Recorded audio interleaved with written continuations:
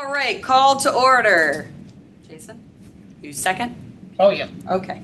All right, roll call. In person in the room is myself, Vice Chair Nicole Olson, members of the committee, Jason, Jeff, and John.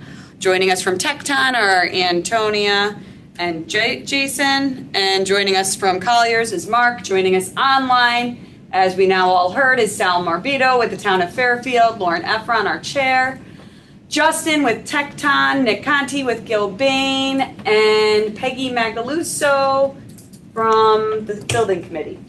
All joining us online. I said Mark. Okay, from Colliers. Okay, so number one on the agenda, we are going to do a summary review of the schematic design updated by, Pledge of Allegiance, sorry.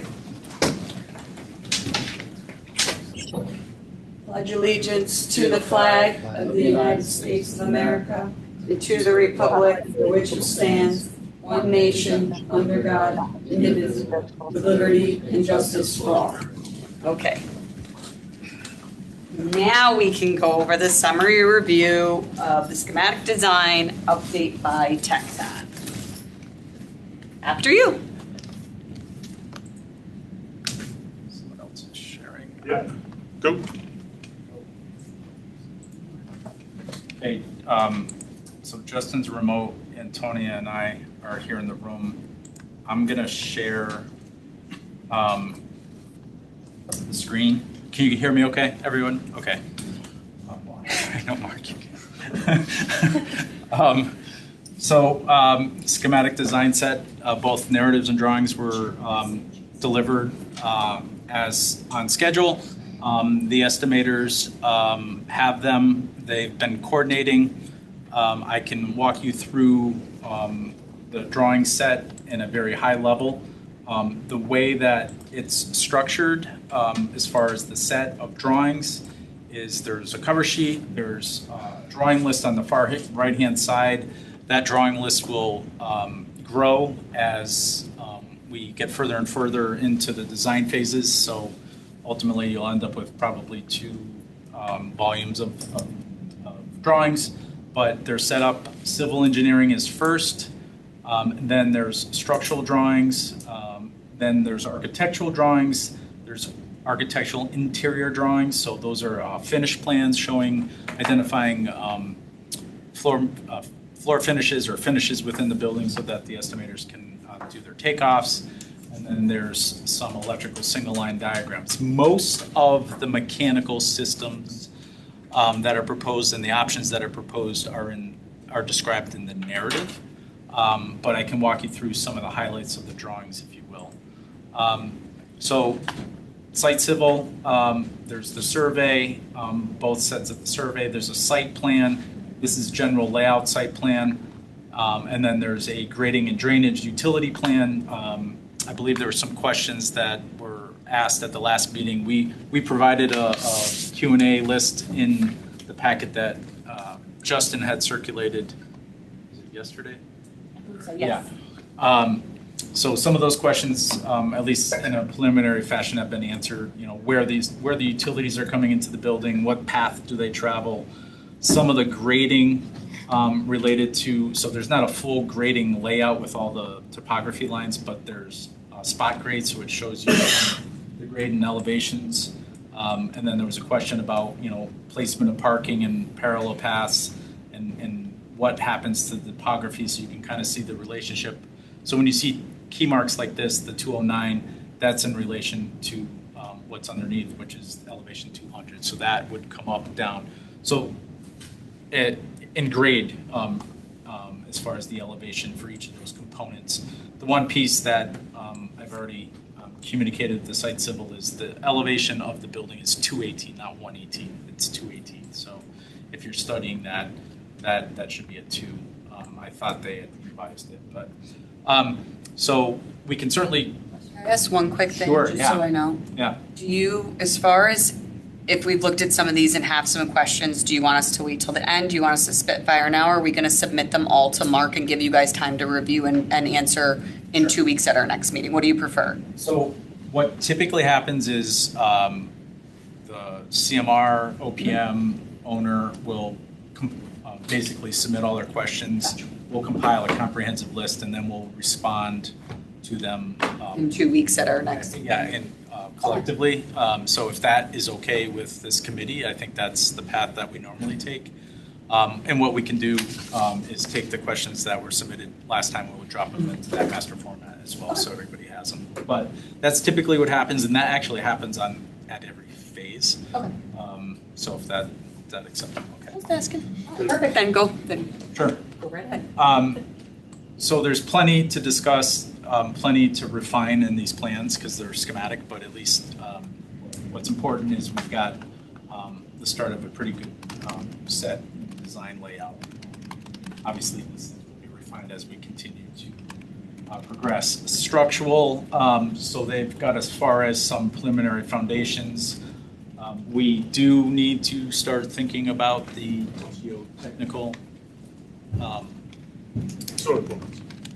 soil borings. Yes. So we can talk about that offline and coordinate that. But there's foundation plans, there's preliminary framing plans. These are tied to the narratives. So there's a structural narrative as well that marries up with the drawings. I'm going to kind of quickly flip through these things so we can certainly circle back. But things like skylights and decking, steel framing, obviously all still preliminary in fashion, but at least it gives, typically in a schematic design estimate, it's all square footages anyway, but this gives you much more detail so you can fine-tune takeoffs, which we fully expect from our consulting partners. The one piece that, and I know it was raised, I think in one of the questions, was ICF construction. So there's, in multiple different areas of the narrative, there's options for the estimators to price. So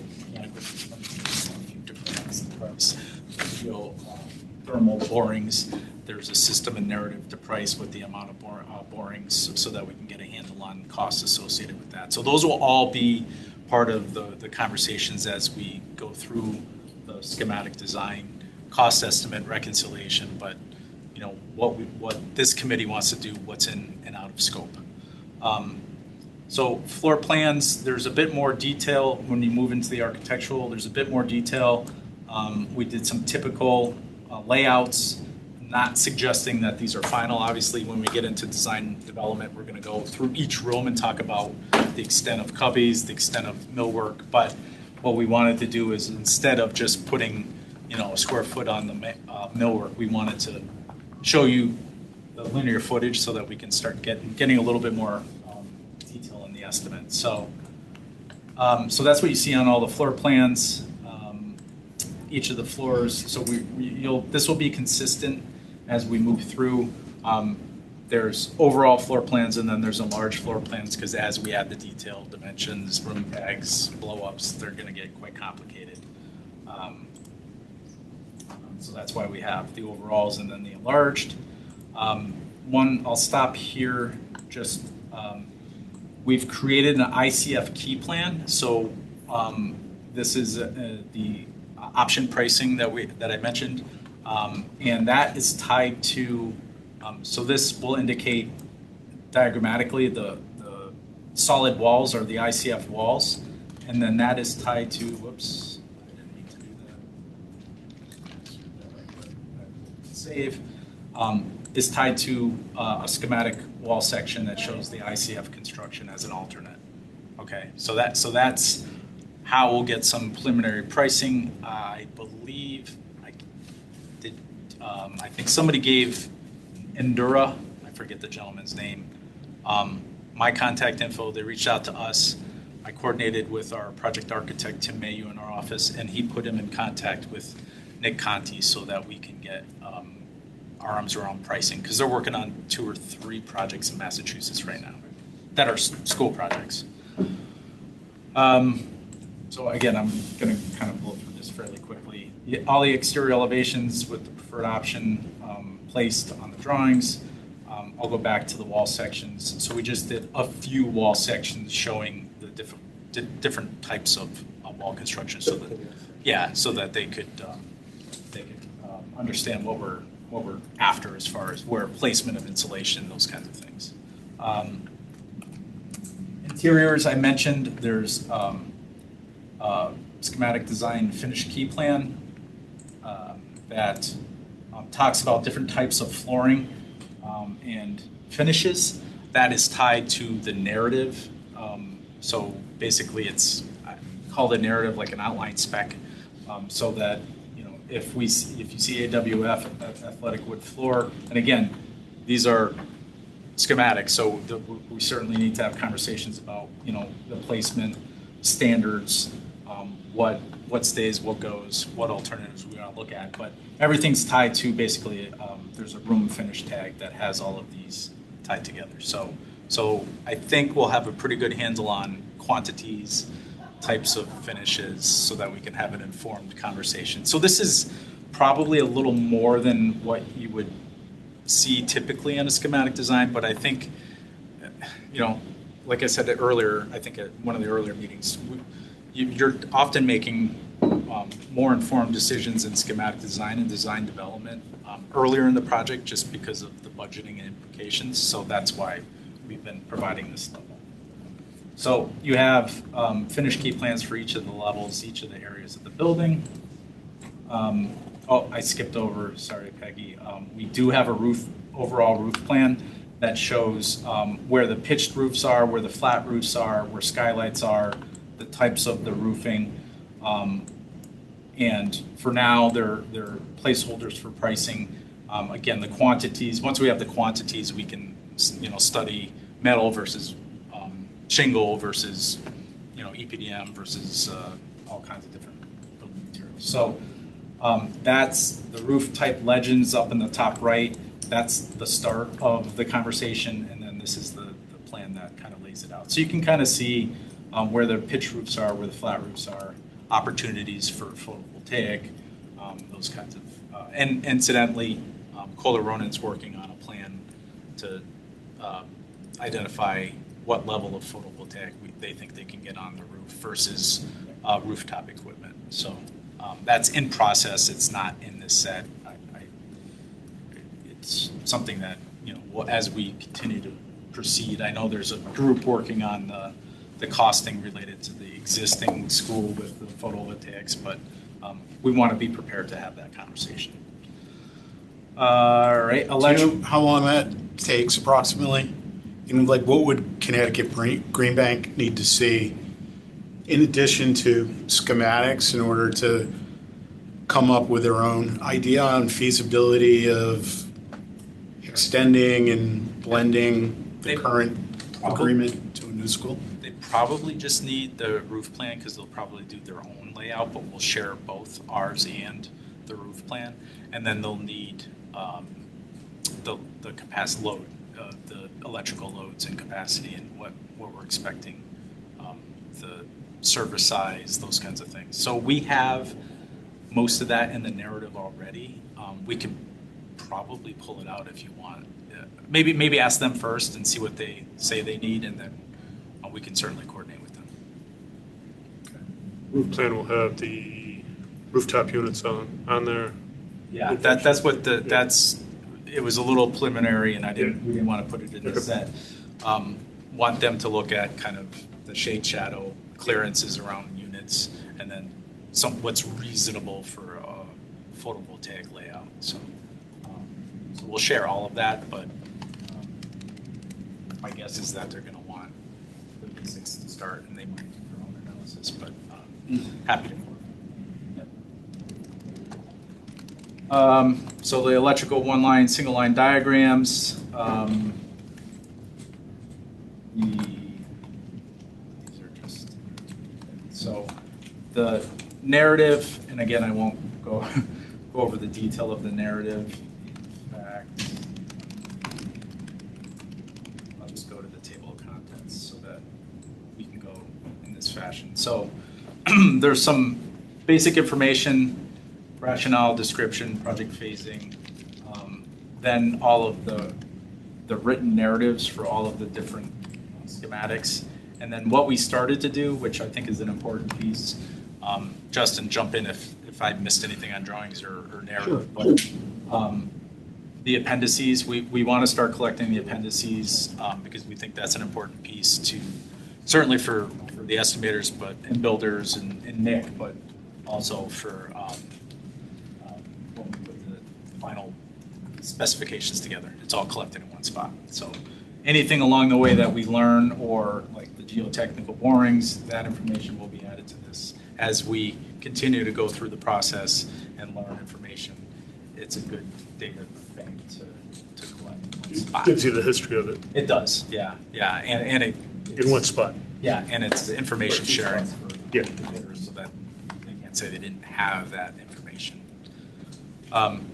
I can go through the narratives, but I'll stop there because I know you got other items on the agenda. But Justin, did you want to add any more color? No, the only other thing that I would add, Jeff, is the mechanical narrative provides 3 different mechanical options that we're asking the estimators to kind of budget from a cost per square foot basis.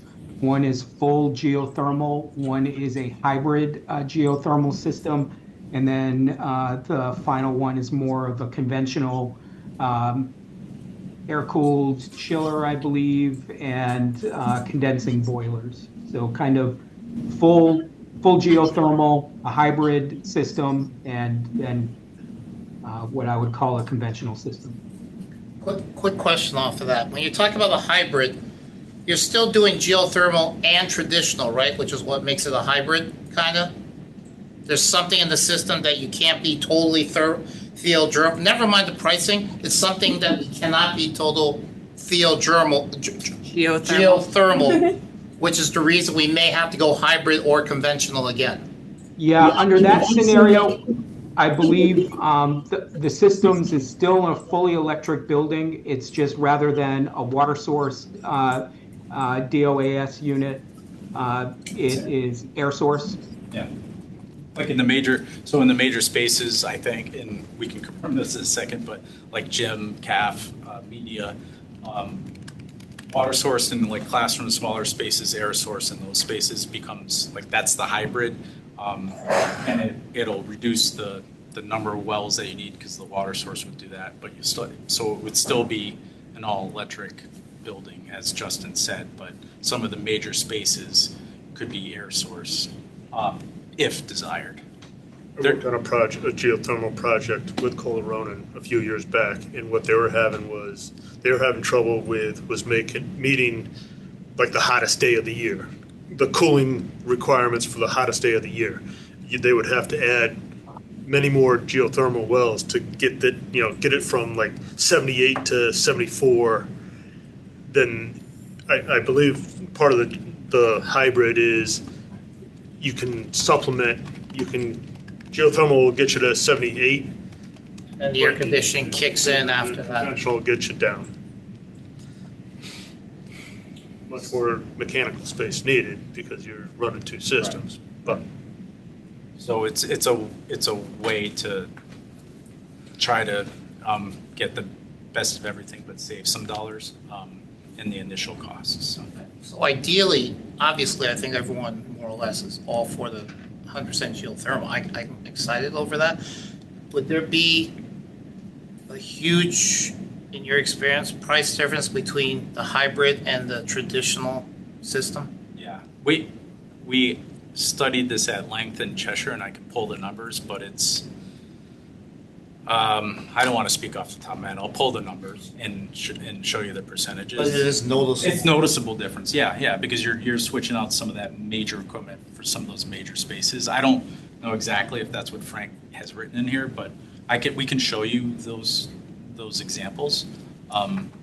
Yeah, it's hundreds of thousands, if not millions, of difference in those types of systems. So do we still want to even look at a traditional situation where we have a clean slate for either total geothermal or hybrid? That's one number. We also have to look at the cost of the life of the unit, right? What is our return on investment for being 100% geothermal? It pays for itself in 5 years, 10 years. And Jason, I don't think it's right to speak for everybody because I'm not sold on geothermal. I mean, I'll listen, but you can't count me as an automatic. So I'd like to hear what the cost is and what the design is for all three systems. So option 3 is, I just pulled it up, air cooled chiller and condensing boilers. So that would be your, I guess, your traditional in a sense. When you typically present these things, especially for, like, from the angle of presenting it to the town, and obviously, like you're saying, this is gonna be one of those that wasn't in the ad spec, so we go looking to them and saying, hey, this is what we want, they're gonna question it a lot. Is it ever that once you present, okay, but this will pay for itself in X amount of time and years, are there rebates from the state, I take it, and all that, and you'll factor all that in and say, hey, yes, I know right off the gate, it's gonna cost $1 million more than a traditional, but you'll have that $1 million back. And this is a very bad question to ask, but I'm just gonna ask it. Have any of the other towns been like, hey, okay, we'll cover the difference for now and let the school have that money back for FF&E, since they're gonna have that money back down the road, or do they typically still just keep that roped in with the whole budget? So there's a lot in there. So the utility rebates, that was part of the packet that Justin sent out. You do have to make some early decisions on, what path you're going to take to maximize your rebate. So that's one. So yes, they're available. There's obviously more. The more energy efficient you are, the more rebates you're going to receive. Who gets those rebates? The typically town, it comes right? back to the town, Okay. and unfortunately, the rebates are.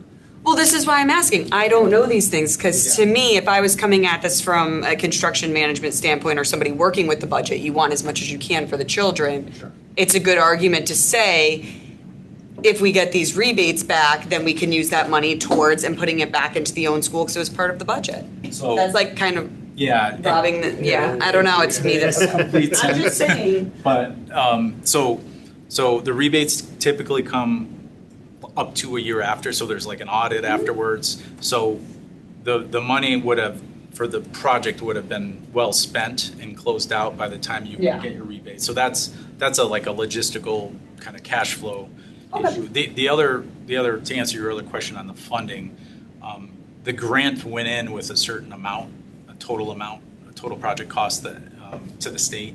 And I believe you're getting 75% as of right now of the 56,000 square feet, yes. So,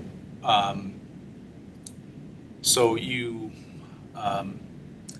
really, if you add to that, I guess, let's just say somebody came in and said, "Here's $2 million." You're not going to get 75% on the $2 million, I guess. You're getting Gotcha. unless you go back and change the number. I was just curious. There's so many ways to look at it. Like if a landlord builds a building and gets a rebate, the tenants don't get it back. But we're talking about a school and children, and I will say this, in the past, all the projects up to here, geothermal's always been on the table. But the one difference is I haven't heard so much talk about rebate until now. So it's always been on there. It's actually been in all the steps. The first thing you take out is when you see the price of geothermal back then. Yeah. You take it out and go back to traditional because just the overhead, the whole cost.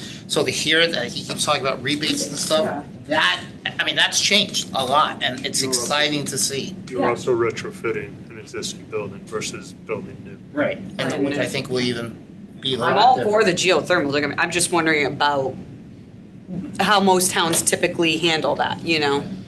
I think it's worth it to have all three priced out so that we can Yep. justify our decision, whichever it is, not speaking for everybody, but whatever the group consensus is, I think we need to be able to justify it to the town and everybody who has questions about it. And I also still really think that we need to go see a system that is in use.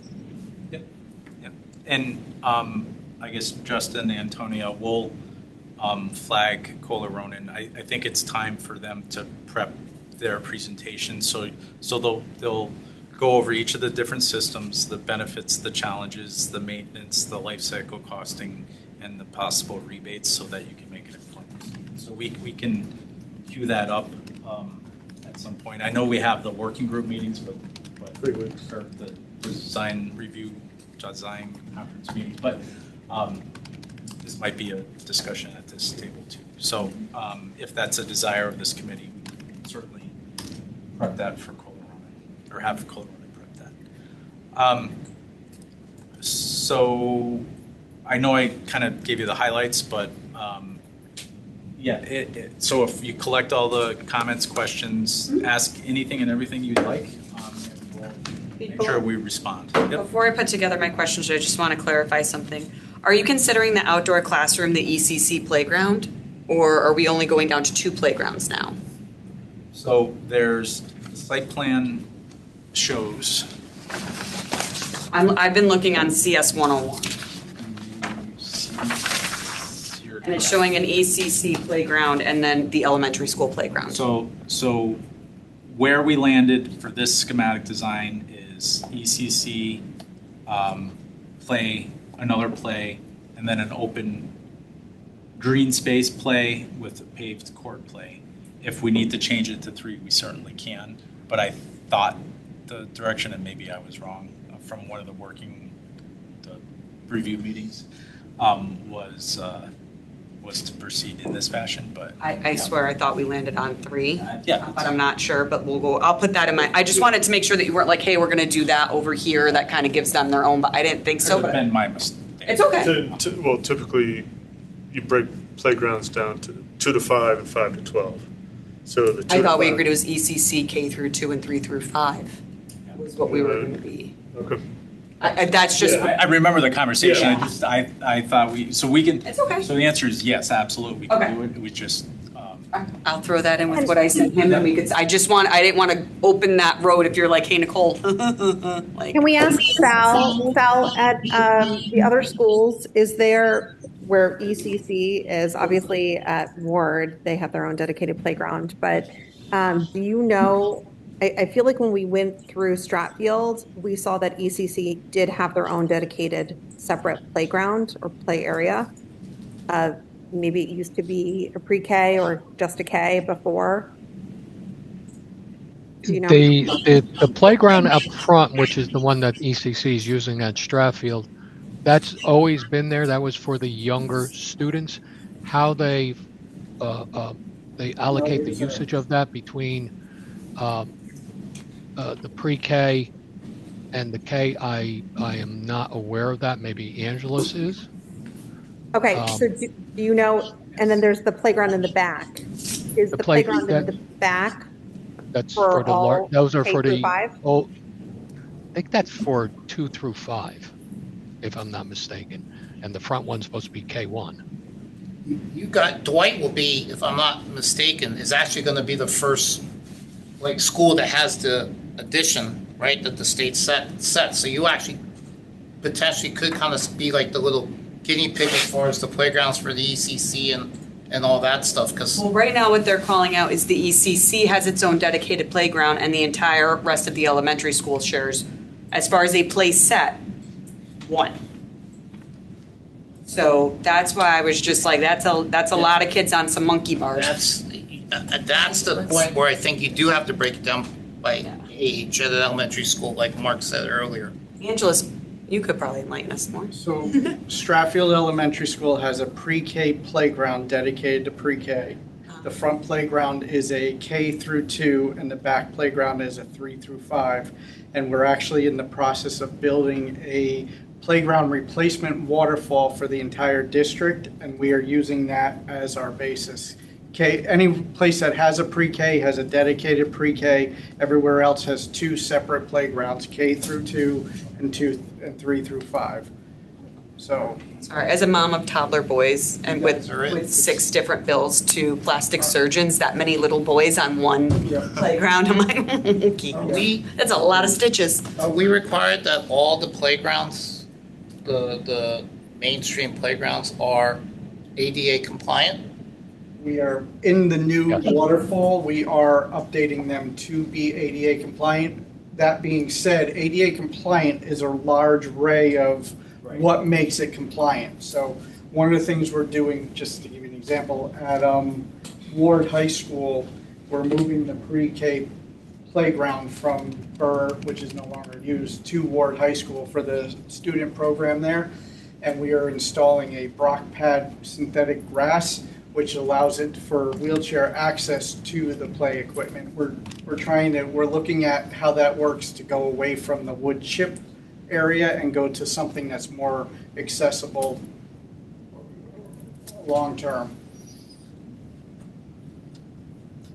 So we think there's area, so I show it on the screen, I screen share it, but we will make sure that we make that adjustment, but I think there's area to the place, we need to overlay the playscapes once we get the design. And I think there's opportunity there's plenty of space there. That's a pretty good sized space. Probably a question more for the school. But the grades aren't out there, like K through 2 isn't out there at the same time, is it? Angeles? We wouldn't know that. It would all depend on how the principal sets up her lunch shifts, and it Yeah. could be, yeah. I figured as much, but. Okay. So many more questions, but I emailed them tomorrow. Just one thing to circle back on the accessibility component. I can tell you that when we go for a PCR review at the state, there will need to be a detailed drawing showing the accessible route and the accessible access points to each playscape. To the earlier point, not every apparatus is going to be 100% accessible. But what we try to do is for areas that are like climbers, at least have a location that there can be a transfer location for a student that may be in a mobility device that can transfer onto the apparatus as well. So that is part of a 3-hour review session, if we're lucky, with the state, where we go over in detail the accessible points of the playscapes. You all want to see something, Jennings Elementary School, when we replaced the playground on the left side of the building, there was some ADA components added to it. So it's kind of a blended all access versus ADA. So there's some parts that are, and again, that area, that particular playground has wood chips in areas, and then it has a port in place in some areas to make it more accessible. So it's kind of a blended playground. I like that idea because we'll get into it, but the port in place is a lot. So if we can be strategic about the placement, I think it is a lot, and we're like I said, we're actually looking to move away from it because it fails, and whereas the synthetic is GMAX tested, it works well, and if it does fail, you can replace a 12 by 12 section of it, as opposed to now you're ripping up and replacing an entire area. So it makes it more affordable for maintenance in the long run. Anybody else before we close out this section? What is those lines? So the wetland setback, 100. This is the flagged wetland. This is the 100 buffer. So activity can happen in this area, and this is the wall. If you remember, we were showing pictures of a stone wall. That's where that is. So I think the opportunity. Oh, you're that far back. Well, the tree line is right where we are. The tree line is where the development is shown, and it stops. And then I walked like basically there. From when you originally showed us the conceptuals, has the building been pushed back further onto the top than we, because like when I look at the two, I was going to put this, but when I look at your original conceptual and then I look at this, there's like 60% less play space behind the school than how it appears. So did we move it farther back? No, I think there's a conversation about how much green space and play space we have back here, because I think there's an opportunity to take it back to here. And this thing did slide. Well, actually, it squeezed up a little bit in footprint and slid a little bit up and to the right. We're trying to, and I think as we fine tune, and I just looked at this whole sequence, as we fine tune that, I think there's an opportunity. Like this is going to probably move around a little. Okay, that was my, Yeah, I mean, it's not going to move. I would just hate to have this giant property and our kids are all smushed up into one little area, and the safest place for them to play is the smallest piece of land on the property now. No, I think you'll have, I mean, right now it's about 80 85, 86 feet. And that's just this piece. So it's a little deceiving because it does look small, but I agree with you. I think we need to try to make, because it is relatively flat back here. So I think it's an interesting. That's over where the bleachers are. Yeah, the bleachers are like right in here. Do we have an Excel spreadsheet so we can ask questions, so we don't ask questions on? Yeah. Just for a frame of reference, where's the path that goes up to the playground now? No, on the other side of the building. It goes up to the back of the building. I think this is at the pave. Yeah. The pavement. Oh, that little one. Okay. Yeah, see, we're trying to get this road Yep. Okay. like we were originally talking about. And I think to you had a comment on topography. I think pushing this a little bit and pulling it a little bit is going to help us, because actually the grading is. Yeah, we started to show the dotted line. We've got to finish our thought on this, but yes, there's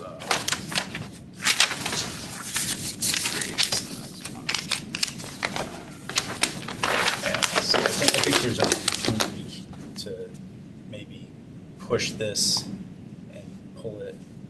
We want to get this a little bit closer to like kind of come parallel with these, not perpendicular to them.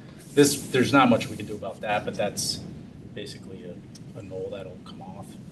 Jeff, for those of us who are online, I really wish I could be there in the room to hear and see what exactly you guys are talking about. You just shed a little bit of light on what you guys, I can tell you're talking about the back of the field space where the bleachers are. Lauren, if you open up to CS 101, which is like, oh, there he goes. Okay. Thank you. So what, sorry, I apologize. I wish I was there, sorry. We were discussing the possibility of making this green space a little bit larger. And see this line. That's the wall? That's the wall. So Okay. I think there's an opportunity. This line right here, that bubble line, is the tree line that exists today. So we're pretty much staying within where the green space is. That's the baseball diamond, the backstop, the bleachers are like right here. But the first conversation was the possibility of making this a little bit larger. And then my point on, as we continue to refine this, the building may push, back and forth a little bit, depending, and up and down a little bit, just to get the grading and the fine tuning to be where we want it. And then when you look at this plan, there's some comments that we gave the site civil in LA trying to get these grades and push this a little bit and get these grades over here to be refined a little bit. They did a good job because the slopes are 7% or lower. So just to give you a frame of reference, when you come up today, the tennis courts are here, you come up and you make that turn, that's about 9 to 10%. So we're trying, and 5% is an accessible route. But if you have a 5% for an extended period of time, it gets a little daunting. So we're trying to work, and you can see this still needs some work, like 6%. We marked this up. We think we can get it. That's the design aspect of cuts, fills, balancing, those kinds of. That's the work that still yet needs to be refined and completed. Okay, thank you. Sure.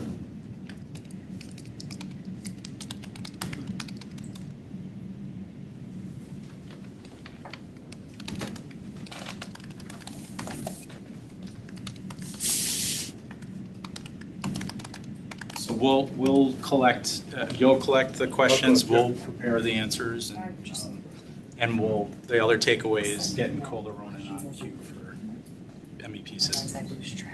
We'll have to pull the.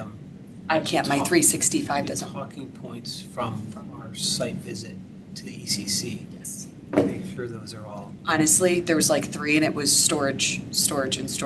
But I do still have the notes, but I will. But it was like so much storage. I went through it and I was like, this is just a lot of storage talk. Okay, so we will move on from the summary review of schematic. On to number 5, where we will enter executive session about the Dwight contract reward, discussion of commissioning agents and service.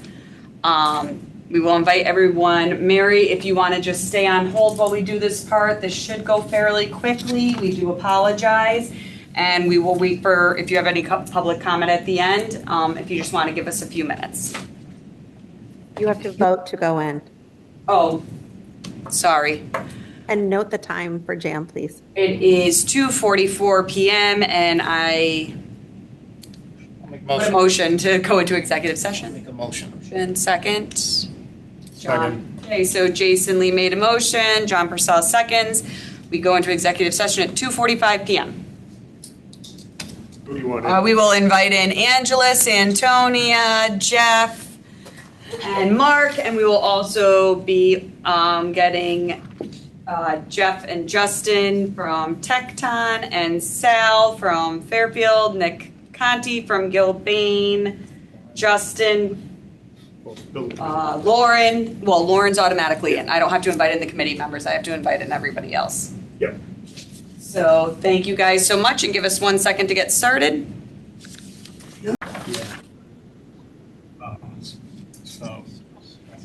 Okay, I'd like to motion to come out of executive session. Make a motion. Motion by Jason Lee. Somebody to I'll second. second. All in favor? Aye. Okay, we are back in session. We've invited Mary Hogue back in to join, and we are going to make a motion, I believe Jeff said. I apologize for me not knowing Robert's rules that well. A motion to table this onto the next meeting while we gather some more information. Motion. Sure. So then we're going to skip number 6 on the agenda and jump to number 7. So, number 7, to hear, discuss, and review design coordination meeting of 7/21.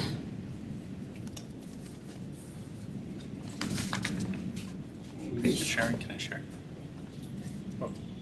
You can't, Please. you can't rob it from me? No, I can't. You have the power.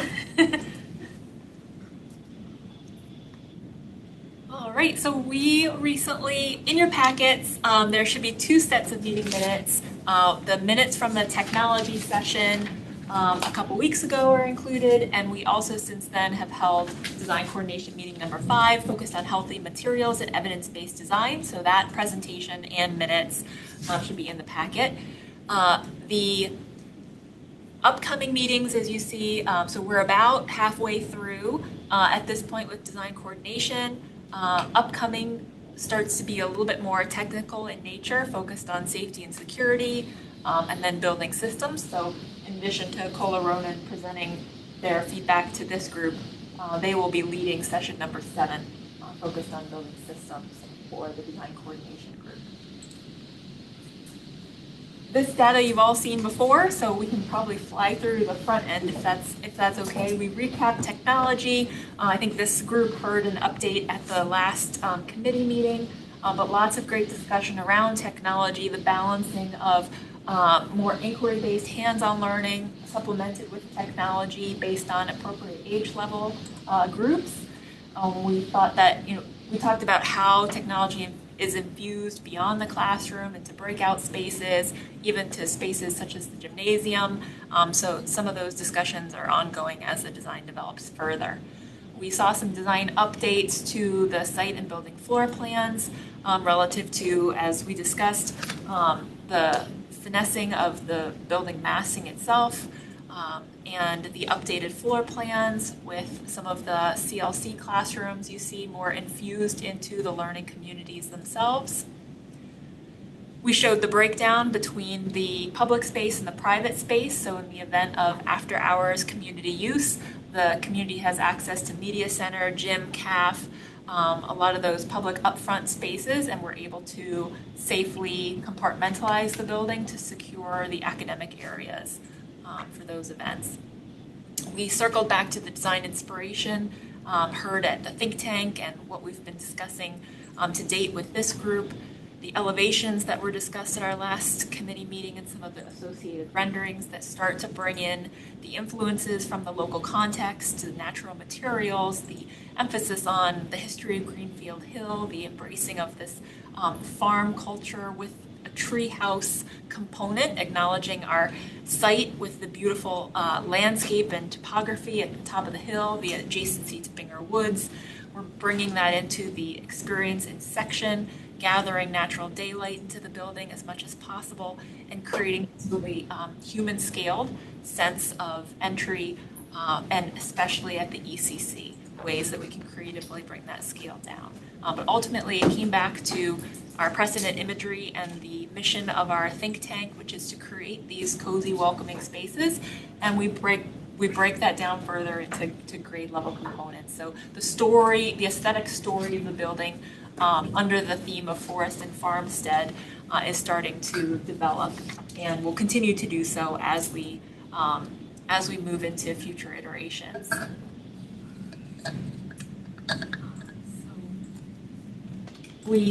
Yeah, perfect. This is great. No, this is great. And we talked about, yeah, that's good.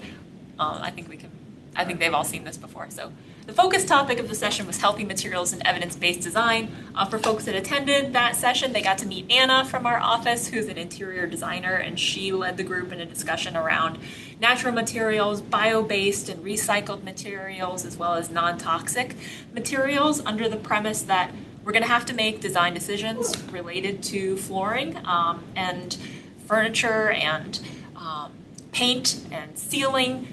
So if we're making these choices anyway, we can make informed choices based on sustainability, healthy materials, as well as durability, maintenance, and cost. So just factoring in these elements just to give ourselves a more holistic decision matrix when we're speccing materials.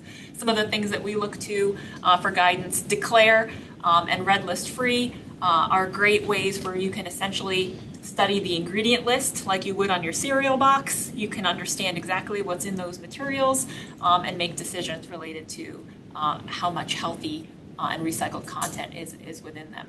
We talked about carpets and how not all carpets are the same. So the carpet tiles of old that really promote this vision of lots of allergens and dusty, musky spaces are not the carpets that we install today. They have some innovative products that acoustically function as carpet, but can be cleaned similar to a hard surface.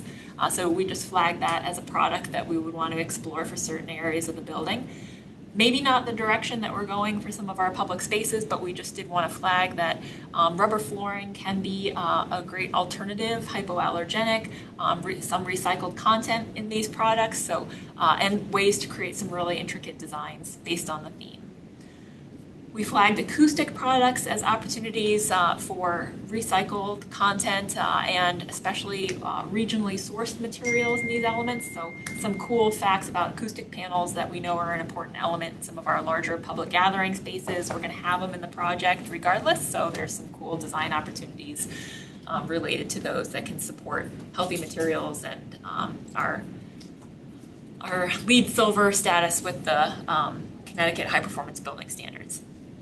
Evidence-based design is the understanding that there's a body of research that we can leverage to help inform decisions that we make in design that impact student behavior, student health, and overall mood and experience of staff and students alike in the building. So it's this process of making decisions based on research. And there's a host of things that you can consider, from natural daylight to thermal comfort and everything in between, as key factors that we can fold into the design process. And a lot of this will be in those upcoming room-by-room assessments.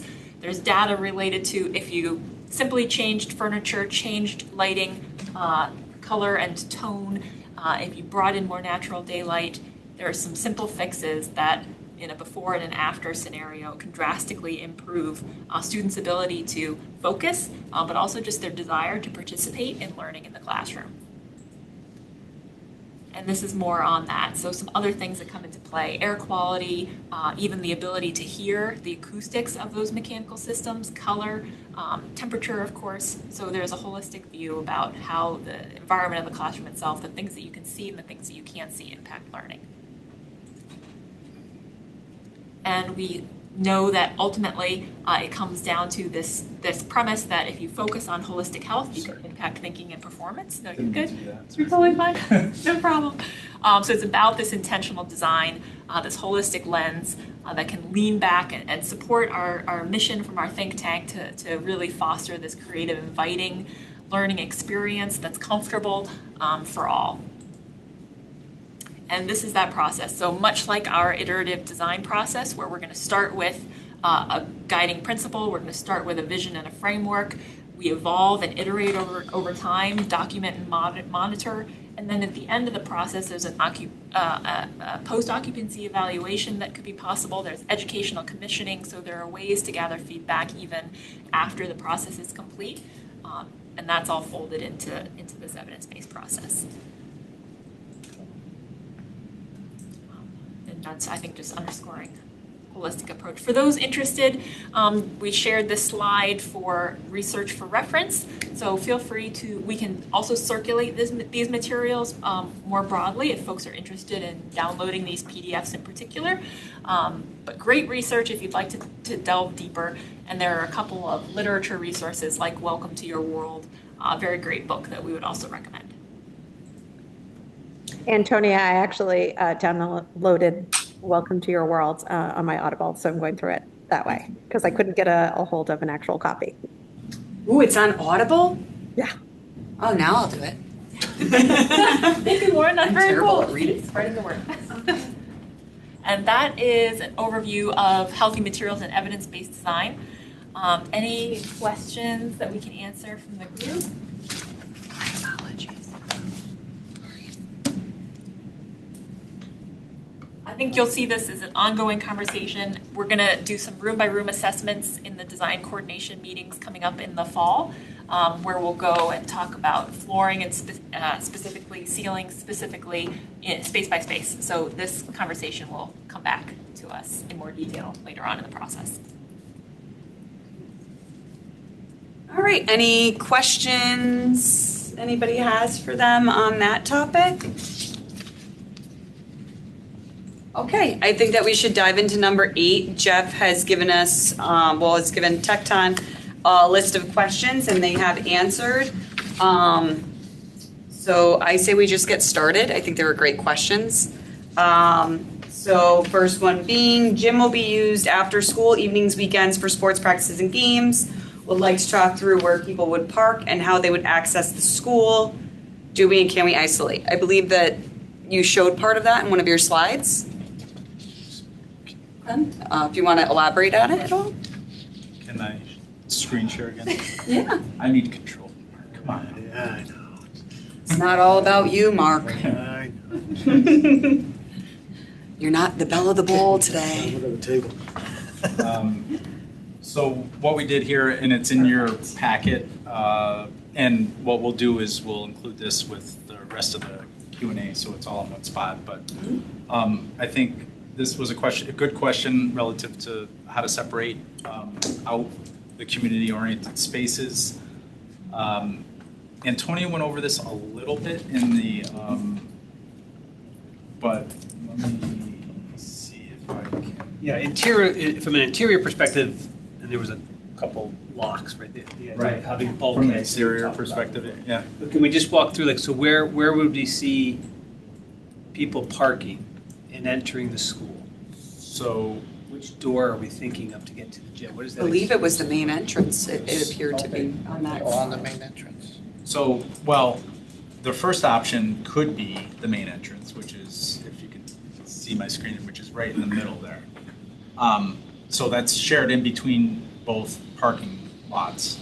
If it's like an after-hours park and rec basketball game with a couple teams, my guess is that you would park in this lower lot, access the door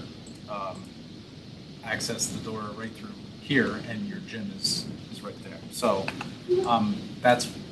we would see kind of, I guess, a couple different levels. If there's a much larger event, my recommendation would be to open up the main and the lower level. I mean the door on the lower side of your screen. If that answer, I Rodriguez. Yeah, I wanted to have a discussion with We- you, make sure where everybody's. So when they do sports at the high school, like a rec league, like the adult league or something, do they go through the main entrance or they prop that gym door open to go into? Depends on the building, but if you're talking about like Ward, they go right through the gym doors. Mill Hill, they go over by the parent drop off. The end of the, yeah, they park at the end of the building, there's direct access to the gym there. So That's not an option here anyway, so. we could see you going directly into this door or directly in these doors. Drop offs, yeah. You could have egress only, we could put another set here if we needed to, but what we were trying to do is set up toilets, bathrooms, gym, so that you can limit access to the rest of the building by a pair of double doors. Do we have policies and procedures around after hours access for someone who rents the gym? So our focus on securing buildings is during school access, during kids in the building, after school activities, when it's only the custodian and the people using it. We limit their access to the whole building, but we would give them, we would open a door. We would open a door for evening activity at a gym. We could open the evening activity door. We only require everyone to go through the secure entrance point when the kid is, school's in session and activity. So I have a current question then. So at Dwight currently, so let's say you're using the gym for the Memorial Day concert or something. You're the parent that comes in. You're only allowed in through the front entrance, Jason. Is there anything preventing me? So, I guess. The back door is locked. So in the evening, let's say it's a Halloween dance, anything preventing me to going down the hall? Yeah, there's gates. The gates, right? So those won't change. The gates will still be there in the new school. No, it's doors now. There'll be doors. There'll be doors. Yeah. Doors. Yeah. There'll be bulkheads that prevent. Right. Okay. Yeah, that's, and they may not all be exactly where we want them, but we've started placing double doors, like for instance, in this back hall, if you don't want access and it's egress only, you can kind of keep those doors closed. Oh, right, doors. Forgot. Doors. I forgot. So, and they're, in the hallways, I think, are like 9'4", so they're pocket, we typically will pocket them and keep them held open.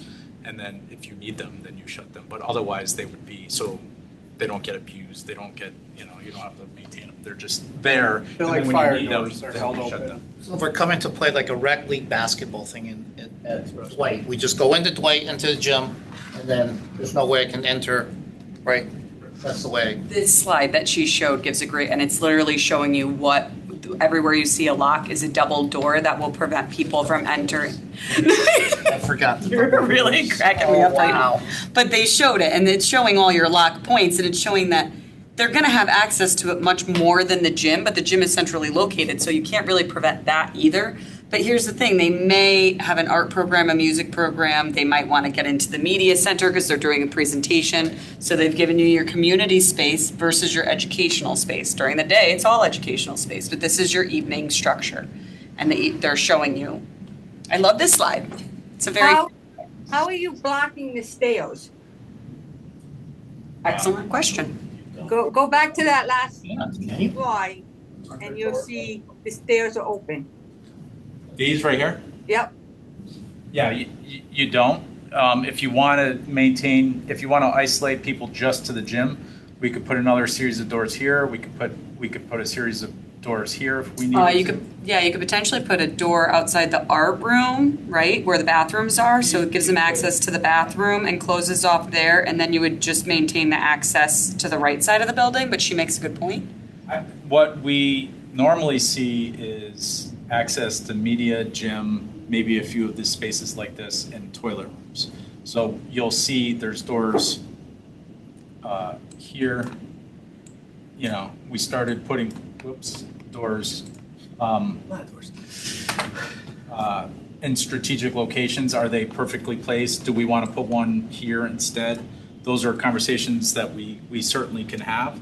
But our priority is to allow access to toilets, common spaces that are commonly used as from a community perspective, and then put double doors to keep people out of the educational classroom spaces in the corridors such as that. So It's a I good was- question, Peggy. You know, you come up here, but you have nowhere to go once you're up there other than the shared But I was space. thinking here. You could. We had them No, there. they'd be going out. Yeah. And then everyone would use this entry, it would be at the evening entryways through here. You can't put doors there Why? because they'd have to swing out towards the main entrance. Right. You have to swing in the direction of egress. So you have a couple things working for and against you. But we can, In our Peggy, did you mean the stairwell on the bottom left-hand corner of the page? No, I'm talking about the stairwell that main one right inside the front door. Okay. As you guys mentioned, though, in our policy for renting building space, we don't allow access to the classrooms, so isolating the classroom areas is the key there. The gym is allowed rental use, the library is allowed rental use, the cafeteria is allowed rental use. So that type of stuff, we allow public access after hours to. But again, like you said, isolating the hallways where that would lead them to classrooms is the key for doing that. So bathrooms, they need access to if they're using. But she's right, right now you can walk right up that main set of stairs to all of the classrooms upstairs. no, there's doors upstairs too. Yeah, Oh, there's At the doors top of the stairs. upstairs, Yep. No, gotcha. there's, I mean, you can. Oh, go right, up there real doors. quick, You're not going in. Going anywhere. Yeah. Doors. In that fire stairwell, you have to be able to enter it from this floor? Yeah, but This- up top. this there one down here? would be a set of doors. Can you block the In the bottom. stairways? Yeah. Right. You Yeah. don't technically need the doors here because you're egressing people out from above, but if it's used as a convenience stair down to the cafeteria, which I think they would use, you probably want doors. And we should keep in mind that the cafeteria is also being used as sort of like an assembly area, right? Perhaps for the stage there, or am I wrong in thinking that? So, yeah, the idea, correct, yes, you are correct. So one concept is, which we talked about, is you could, if you had a larger assembly, that space could be open, right? So. Thank you, that's helpful. Yeah, and then that's egress out. But to answer the question on the stairwell, you don't necessarily need those, but it's the operation of the school. Students are going to come down sorry, let me go to the. Well, it's just a thought, off-hours use. Oh, those could be that locked, stairwell, yeah. somebody could go in there and do something they're not supposed to be doing. And they're out of line of sight. Does anything you're not supposed to.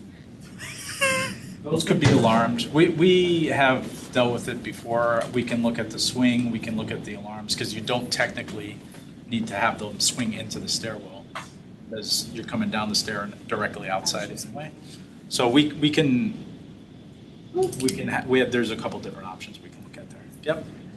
Okay, so slightly different question. How do we track this as an issue on a going forward basis? It's on the design review comments, so they'll get a copy. When everybody turns their design review comments in, well, I'll probably, if you send me this in Word, I'll just populate the response. And it'll be Revisit it again. tracked there. Yep. Yeah, and I guess ultimately we would want, if it's this committee or facilities to tell us, or operations, somebody to tell us this is what we want as far as access control for the doors. Because they probably deal with it all the time with all their other schools. And so we're making, I guess, our best recommendations on the placement of these things, but they certainly can, we'll modify them to whatever the preference is. Okay. So that was the gym and community space. Wires from street to go underground to school. So we talked about that a little bit. Let me just show you on. So right now, the current utility plan is showing them. They're above ground by the tennis courts today. We're proposing that they go down sooner. basically, yeah, they Down the travel underground. the underground route as highlighted here. It's almost all the way back to the road, basically. Yeah. There's, Where do parents park now? there's a telephone pole that shows a demarcation point from the overhead wires to underground. If you go up a little bit, Jeff, right there. And in the teacher parking lot up behind. That's right here. It's where the electrical does. Okay. Yeah, the low voltage stays high. And this is subject to coordinating with the utility company. It would be a huge improvement as far as I'm concerned. Angela knows, who's in the room there. We've had a lot of vine overgrowth on our wires the last couple of years. Low voltage stay high? What's that? Why does low voltage stay high? It's just, it's been the past practice. Not what we do. We would actually recommend with the new building going underground with it. But that's what's currently there is the high voltage goes underground into the building, the low voltage stays high. I think that would go down too. Yeah, I think with the new building. Fiber optic.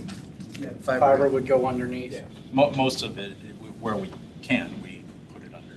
Okay. Become Schweden. I assume you would work with the utility company. Yeah, we would have to. Possibly coming in from the backside, the other road for the new service. Congress Street versus, because we have a right of way to Congress, so that might be a shorter run for them to get to. Depending on the capacity. Yeah, it all depends on their capacity on the road. We'll check I mean, in. that connects over to where the volunteer fire department is, so. It's not volunteer, but yes, it does. Oh, it's not volunteer over there? I No. thought that one was volunteer. Southport and Stratfield are the only volunteers in town. That's, Spoken by the guy who's in charge of Southport. that'll, Used to be. we'll check on utility coordination. Yeah. That's squarely on Coloradoan. That was something that was coordinated all the way up through and during construction at Madison. So, Yep. because they do change their minds. Yes.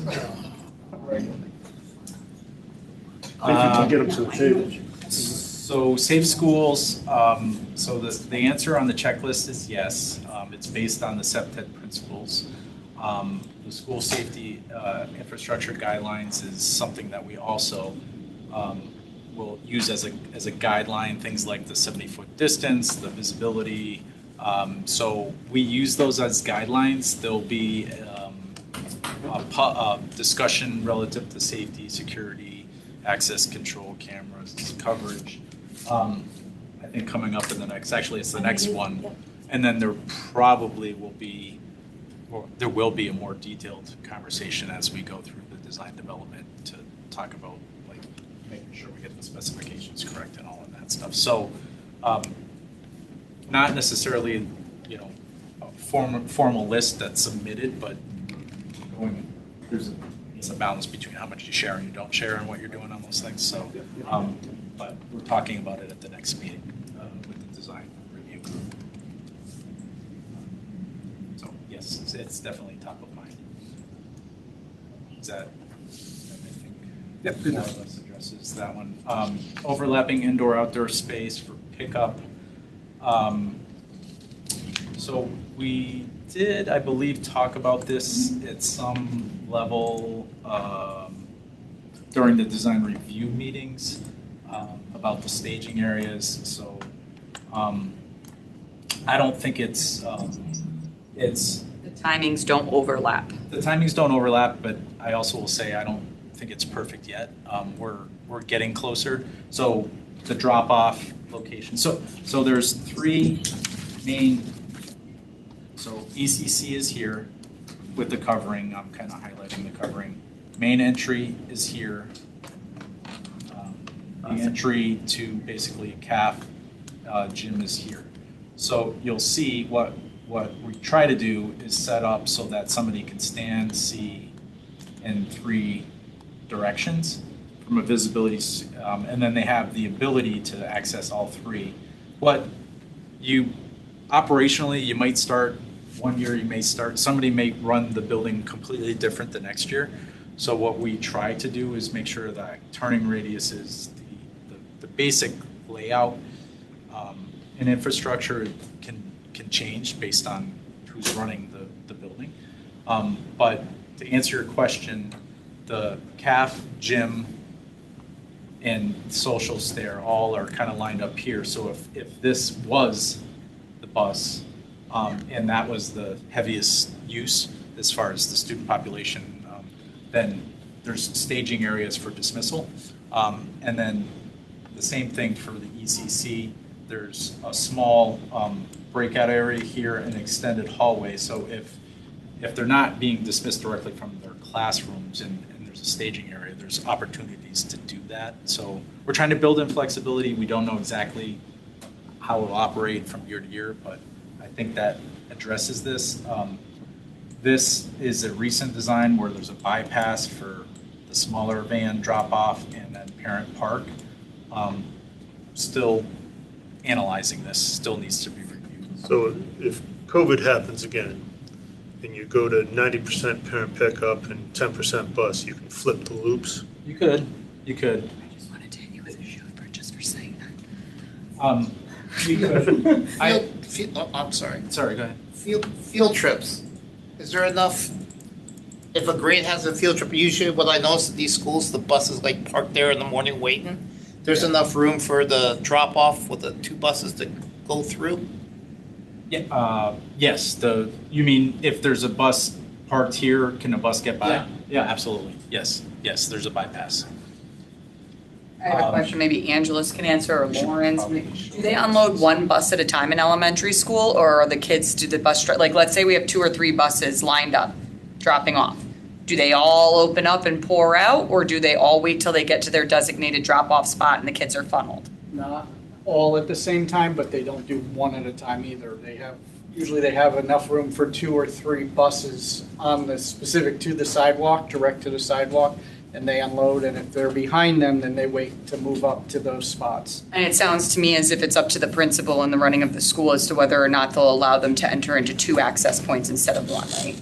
Yes, we allow a lot of, it goes back and forth. Some schools have 1 access point everyone goes in, some have multiple, so it's up I to just the wasn't school. sure, given that this one has what could be considered 2 entryways into the school. And that way, if, let's say Mimi's standing outside, school regulations, it's up to her if she wants to open up that gymnasium door and say, hey, this bus go in that door, you go in that one, to kind of keep the kids. Okay. I was just curious if there was any rules around that might. But she can. There are rules about dismissal, entry and dismissal times, so we're getting into security protocols at this point as to how we operate the doors. Okay. Yeah, and then Thanks. we'll do a plan showing the number of buses that can fit in this queue, because I think there's 6 from what. They're not double stacked though, right? No.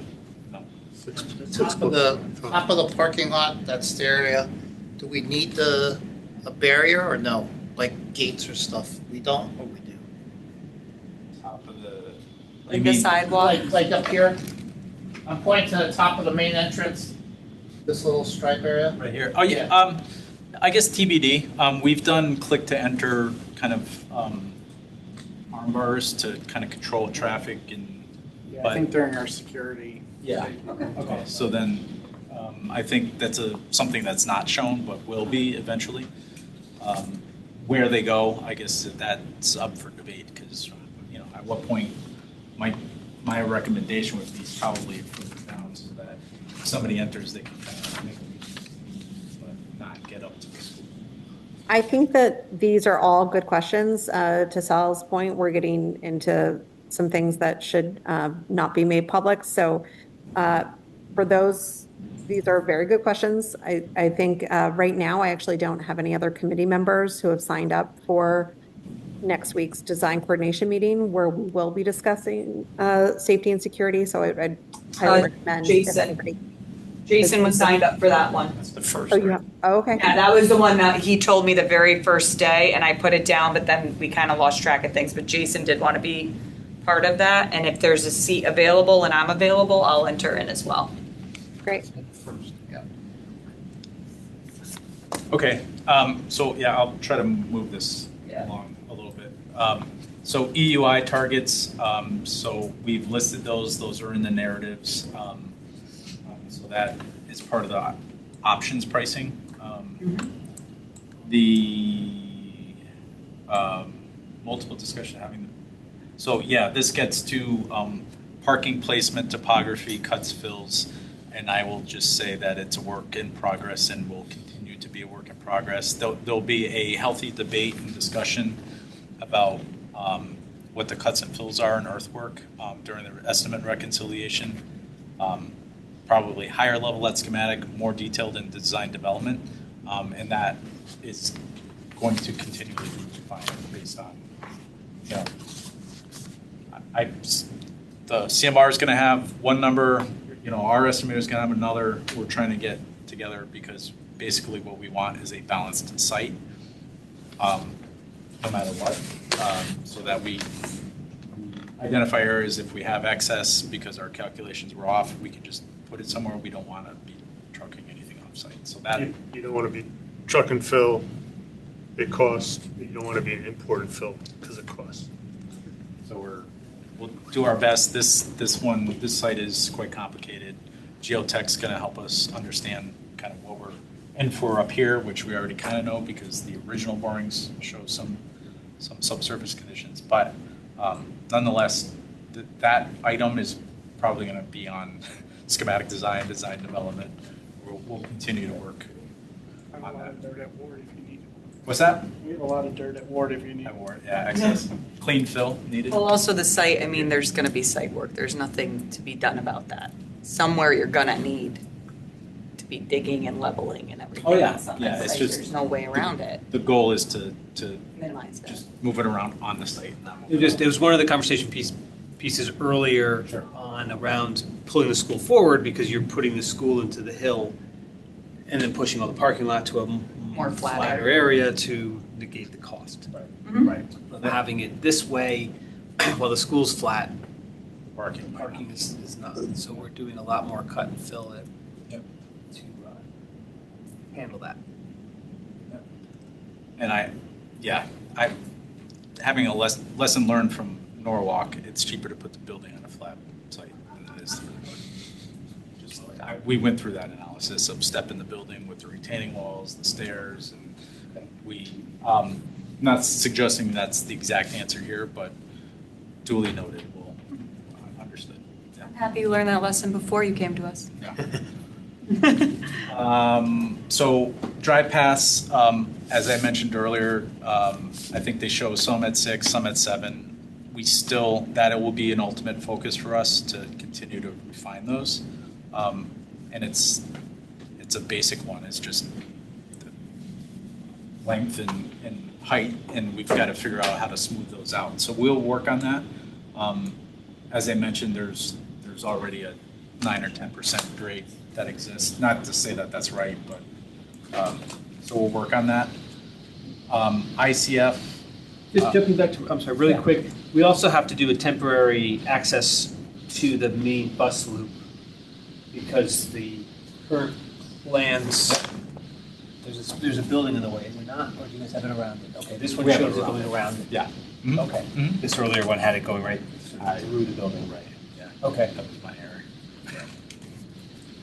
Yeah. This. So even the permanent placement of the access road to the bus loop would be what's proposed in this, in the. At schematic level, yeah. Schematic plan. Yeah. I had marked up the ability to maybe Soften it or something. soften it and stretch it so that we can reduce the 6 to like a 5 or something. Once the field. Yeah. I mean, some of this, You could elongate your turns, right? you could. We're trying to balance refining this without impacting that because I think it's going to pay dividends not to touch this until you absolutely have to when you're done there. That I agree with. Yeah. So that is sorry, we're for the group. We're talking I about. think he's asking, I think you guys are jumping into something that I had a question on, so that's good. We were talking about this and its relationship to the existing building. And I think this is a conversation not only with our site civil, but Nick and his team to talk about, does this make sense? Can we cut the corner here with the road and do this during a summer to lower our grades or to reduce the slope? But the first shot out of the box was to try to work around the existing structure so that all you're doing is really taking it down and putting a field there. So I think, is there savings there versus what we have to do with this road? I don't know. That's the conversations we need to have with our partners.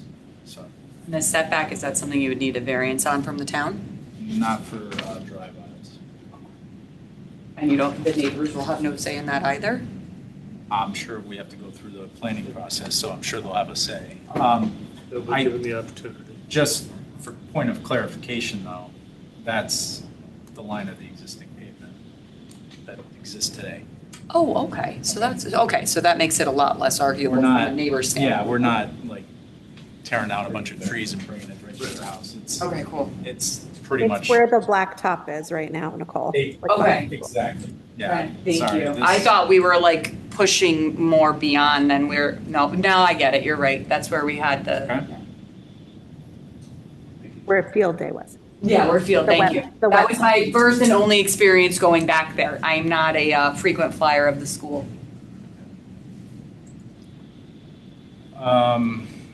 Okay, so ICF, whoops.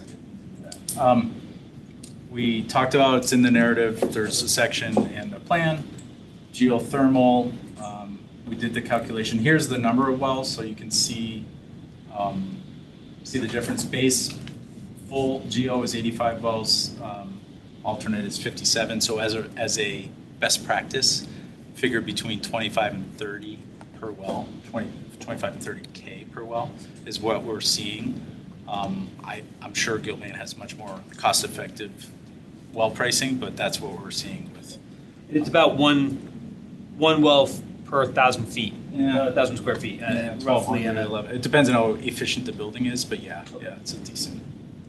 That's where the 85 is coming from, though, roughly. Yeah, they did, well, the full geo is going to be a lower EUI, which is going to be more efficient. So they're not exactly like the same math, but a little bit different. Yep. Okay, so 50-year lifespan projection on the wells. We talked about this a little earlier. It's not necessarily the piping, it's where all those connections are in the vault. So that placement of that vault, if geothermal is there, is going to be critical. So obviously we need that to be accessible. Septic system is an interesting one. So Langen, Brian Phillips from Langen has been coordinating and working with the public health department. There's ongoing test pits. And I think there's a more detailed conversation that we need to have relative to just the leaching itself. So the intent is to leave it and/or place it adjacent to, because it's in the lower point part of the site. Obviously, the connection point would be longer, but It's downhill. but it's worth it. But it's yes, definitely downhill. That's where that goes. Wow. Peggy, you have a question? Yeah, I have a question.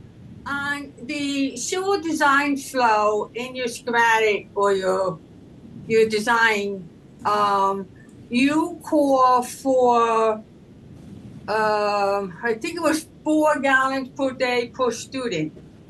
But Yes.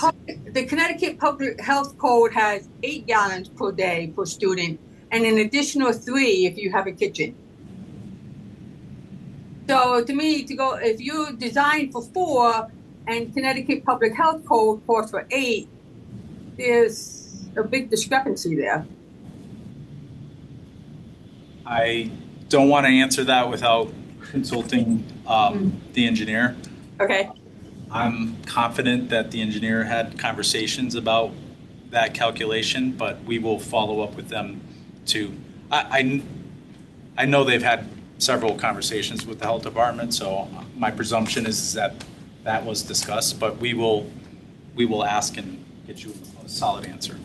Okay. A quick geothermal Are question. you looking for modification on fixture counts? If I can jump that question in there? Are you talking about plumbing fixture counts? Yes. The answer is yes. We do on every project.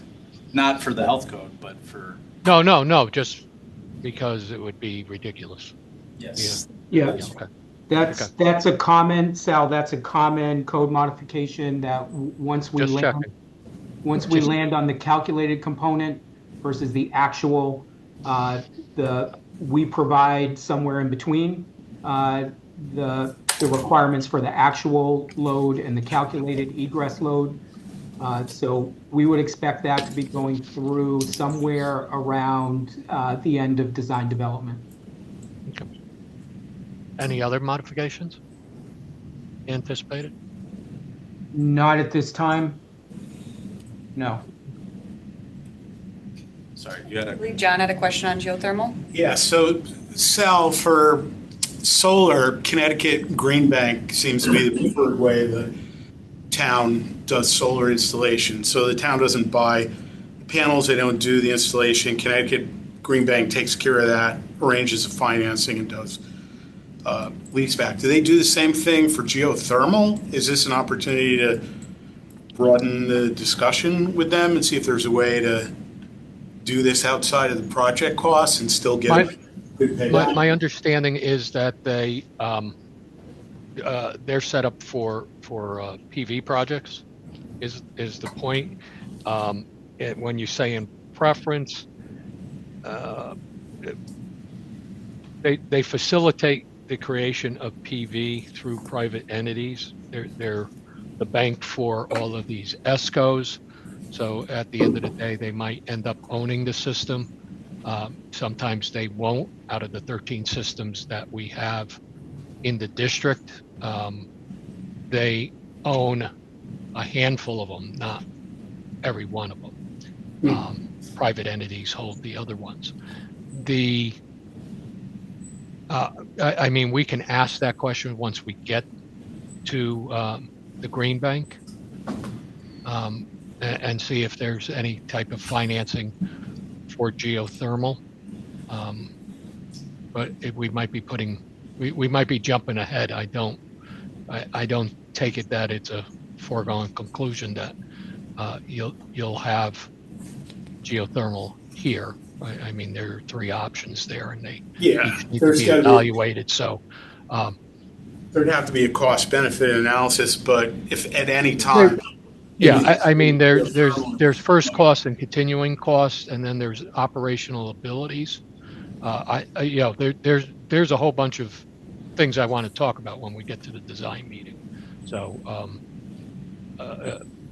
just the fact that each component at EUI, the electric is 3 to 5 times the cost per BTU that natural gas is. If you go by that, we should have an all gas building, including light. Gas on that? So, so there's a lot to talk about. There's natural gas up there. There's a lot to talk about on that one. Yeah, there's no natural gas up there though, Sal.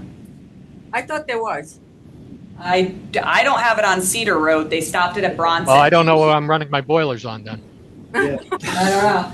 But I'm just saying I don't know. It's not everywhere in Fairfield maybe it's at the school. Yeah, no, we have it at the school. Oh, you do? Okay, that's all you have to say. Yep. And that brings me to a question. Yep. Jumping to the last one, the generator you have described is a diesel generator. If you have gas on the site, why aren't you using a gas-powered generator? Oh, that's a great question. Do we need, well, here's another question. That is a great question. Is there a reason or just? That's an uninterruptible power source?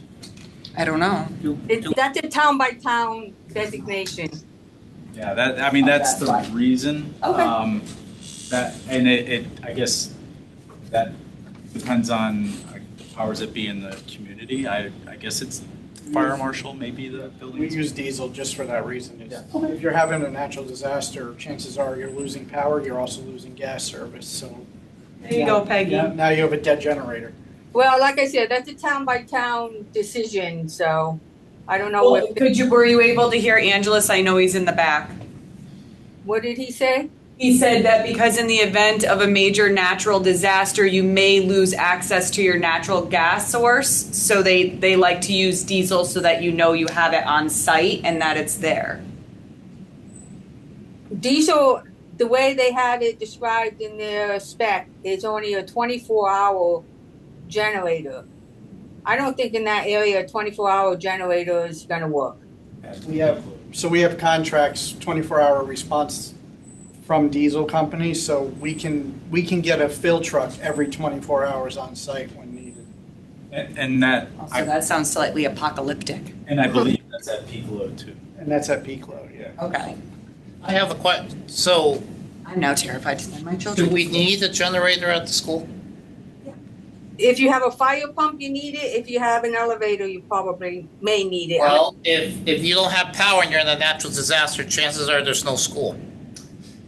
I'm saying if the natural disaster occurs during school hours. Well, we are gonna need a fire pump, and that needs to be on some uninterruptible power source, which typically is a generator. Do you need a 350 kW generator? No. But what we've put in the narrative is options for pricing. Typically, the size of a generator becomes either an alternate or some level of study. Historically, what we've done for buildings is if they're using it as a warming or cooling building, not shelter, center. Will gym, caf, the kitchen, the freezers, and then admin space, which I think is all shown here, nurse, and then like rolling power to the mechanicals so that it keeps the building warm, tempered in the event of so it doesn't keep the entirety of the building up. It would be, if you wanted the entire building, it's 1,000 kW, which we rarely see. So we typically, there's some level of balance between what's connected and what's not. We typically land between 250, 350, and sometimes 450 or 500. So, And Dina had brought up battery storage, which Green Bank does do. does do. Oh, yeah. We have not done one on, like you're talking like a fuel cell size type of battery. You're not talking like inverters, right? Yeah. I'm just going to throw this out there.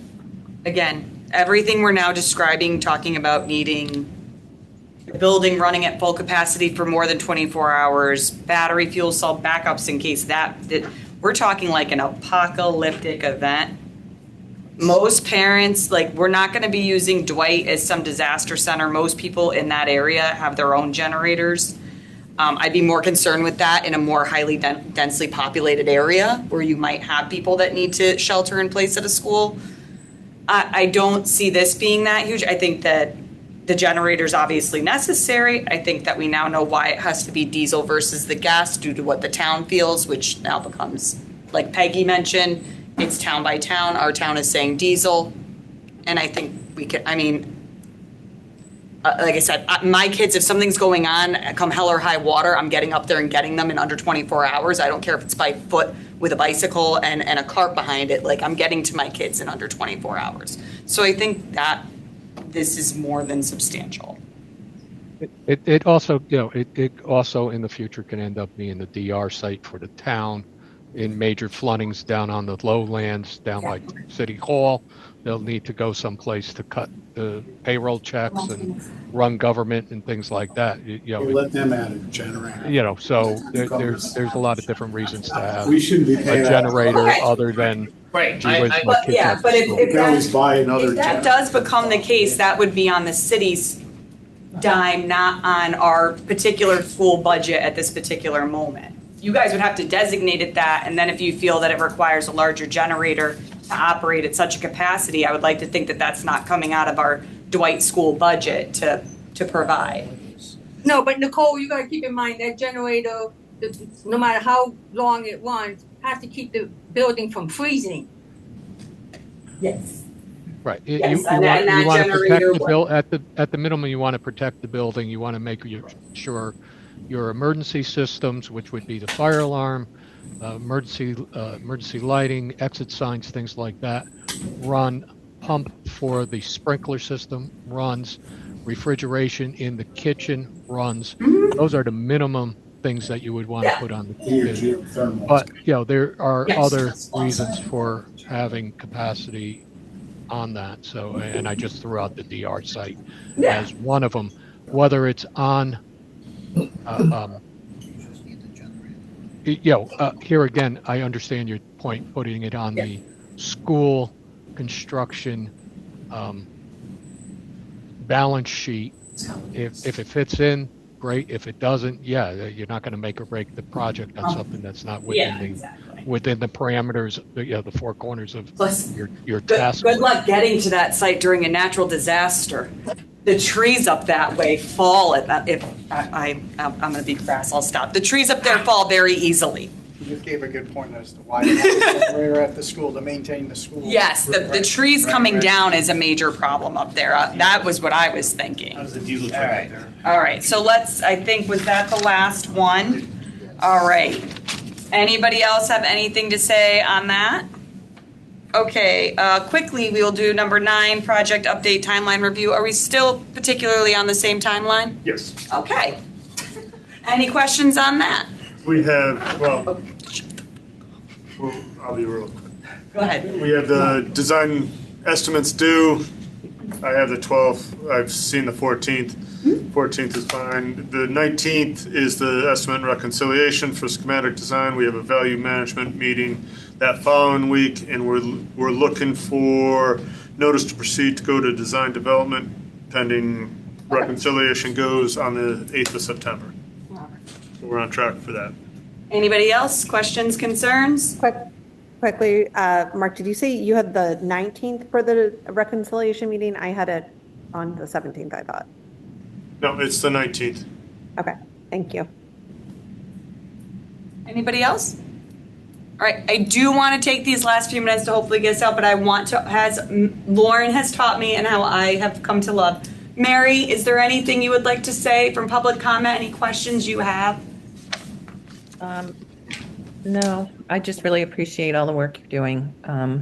I would have, I do take issue with your comment about the trees falling easily. I don't know what that means. They don't anywhere in town. I don't even know what that means.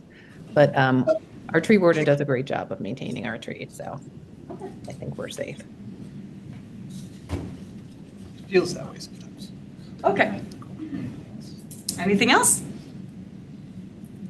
Okay, I would like to motion, I'm sorry, Angelus. Just a quick comment. Can I see Jeff and Nicole after the meeting? Yes. I was going to seek you out after. Oh, no. Okay. All right.